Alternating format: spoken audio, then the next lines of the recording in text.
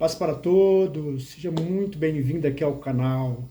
Hoje vamos dar continuidade a esses relatos que se trata da última semana de Cristo, que é do capítulo 11 de Marcos até o capítulo 16. Você que tem acompanhado essas breves exposições, você tem visto que está tendo muitos embates, né? Uma briga feia, muita discussão entre Jesus e os fariseus, porque está se aproximando o momento da morte, da crucificação de Cristo. Mas há uma luz no fim do túnel, né?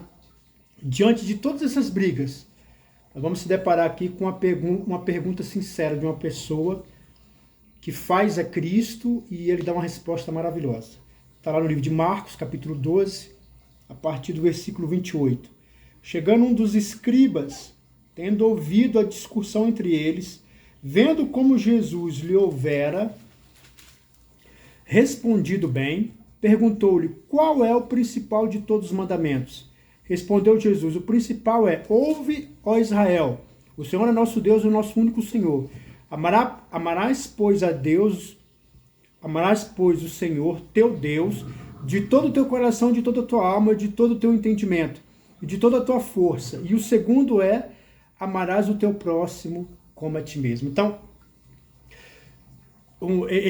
essa pessoa que faz a pergunta reparou que Jesus estava respondendo essa briga, essa discussão, só que Jesus estava dando boas respostas, como a gente analisou aqui nos vídeos passados. Ele estava dando respostas muito fortes, respostas maravilhosas da parte de Deus. E o que acontece? Ele resolve fazer uma pergunta para Jesus também.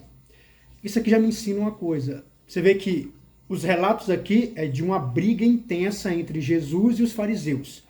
Porém, tudo isso estava alimentando a alma de pessoas que tinham dúvidas sinceras. Essa discussão, elas teve um propósito. E é mostrado esse propósito uma vez que essa pessoa aqui faz uma pergunta sincera para Cristo. Eu quero entender que muitas vezes Deus permite que grandes problemas venham sobre a nossa vida. Às vezes está acontecendo tantas coisas difíceis e complicadas, difíceis até de você respirar, difíceis até de você orar. Não tem mais nem palavra para orar.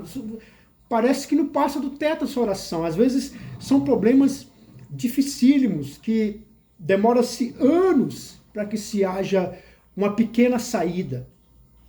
Mas essa passagem aqui te ensina e me ensina que muitas vezes Deus permite que problemas venham, mas eles têm uma finalidade. Aqui teve uma finalidade: abrir o entendimento, abrir o conhecimento.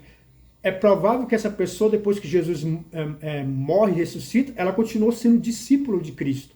Então, havia um propósito para todos aqueles embates. Para esses momentos tão angustiantes que Jesus ia passar, havia um propósito. Quero dizer para você, meu amado irmão, minha amada irmã, não importa o que você está passando, existe um propósito da parte de Deus para que tudo isso aconteça. Ele com certeza vai abrir caminhos, vai abrir saídas para você se libertar dessa situação. Mas quando você se libertar dessa situação, você vai entender que havia um propósito. O mal que chega na nossa vida, sempre, quando Deus permite, sempre tem um propósito. E aí ele diz, Jesus dá a resposta. A resposta que Jesus dá, na verdade, ele está falando, ele está ecoando as palavras de Levíticos, capítulo 19, versículo 18. Eu vou ler com você aqui. Ó.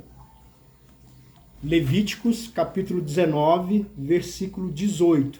Diz assim: não te vingarás e nem guardarás a ira contra os filhos dos teus povos, mas amará o teu próximo como a ti mesmo, eu sou o Senhor. Então, Jesus, na verdade, você vê que aqui está falando de amar ao próximo, e comitantemente, Jesus também está se referindo a Êxodo capítulo 20, onde fala que o primeiro mandamento é amarás a Deus sobre todas as coisas.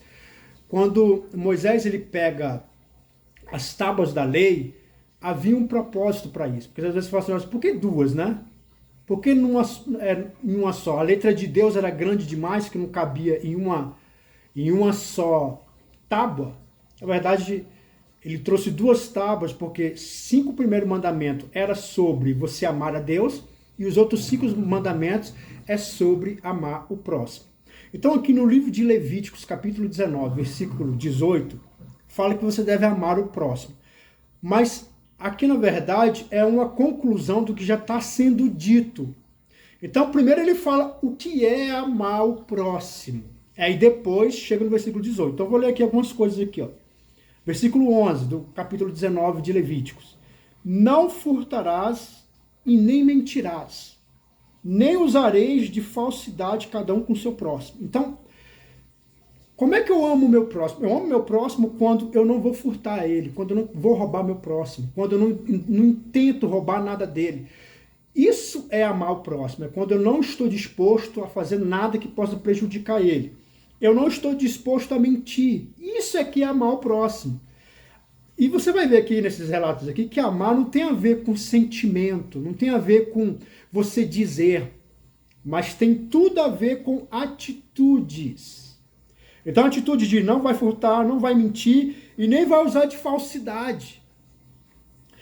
Versículo 12.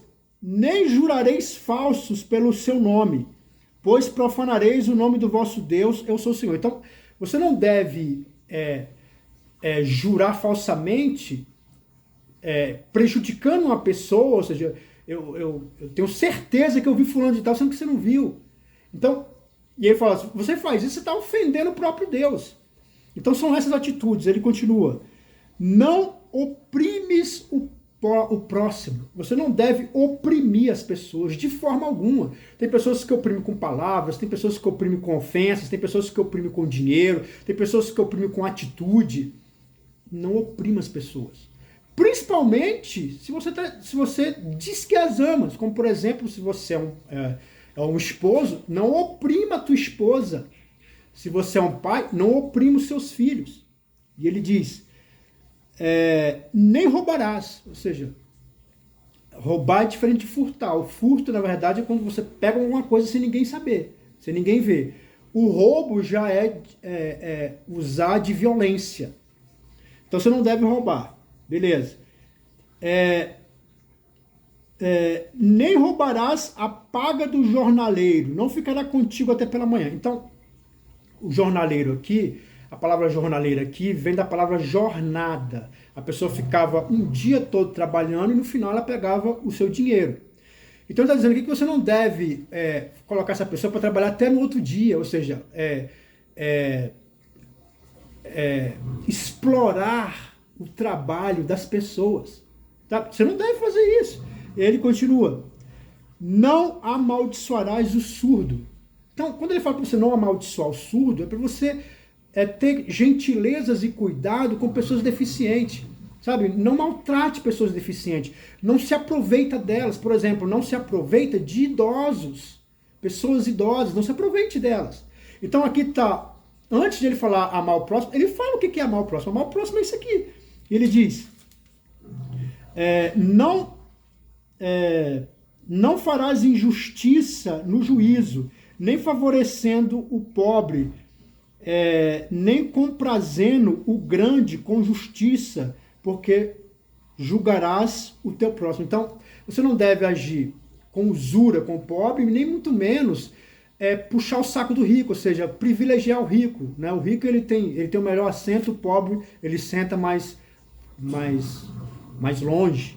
Então, são tratamentos. Não andarás como mexeriqueiro, ou seja, não como fofoqueiro, entre o teu povo, não atentarás contra a vida do teu próximo, eu sou o Senhor. Não aborrece o teu irmão no teu íntimo, mas repreenderás o teu próximo e por causa dele não levarás sobre ti o pecado. Então está dizendo, você não deve fazer jogos mentais com as pessoas para oprimir elas. Seja simples e sincero, fala aquilo que tem que ser falado de uma forma adequada, né? Porque não é aquele negócio de que eu tenho que dizer, eu digo na cara. Não, existe a forma certa de você dizer. Diga as coisas da forma correta para não maltratar, nem oprimir, nem fazer com que a pessoa crie mágoa de você. Então você está vendo que são atitudes bem claras. você não deve inventar fofoca, falar mal de uma pessoa para outra, porque às vezes a pessoa ela vai passar a ter um mau olhar da pessoa porque ela ouviu falar mal dela através dos seus lábios. Não aborrecerá teu irmão no teu íntimo. Não te vingarás, nem guardarás ira contra os filhos dos teus povos, mas amará o teu próximo como a ti mesmo. Eu sou o Senhor. Então, não se vingue, não esteja pronto para vingar, não esteja pronto para maltratar. Então, o que ele está dizendo aqui?